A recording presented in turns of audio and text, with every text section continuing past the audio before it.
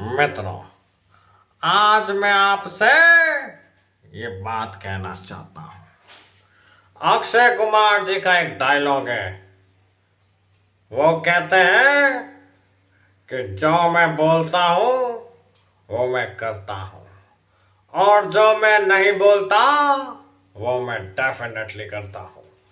और डेफिनेटली मुझे बड़ा मजा आता है मित्रों, जब मैं कहता हूं ये मोदी की गारंटी है। मित्रों, ये मोदी की गारंटी है। और अब मैं बोलता हूं अक्षय जी का डायलॉग कि जो मैं बोलता हूं वो मैं करता हूं, और मैं जो नहीं बोलता वो मैं करके बताता हूं।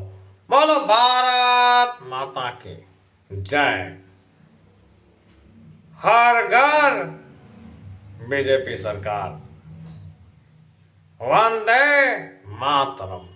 धन्यवाद मित्रों।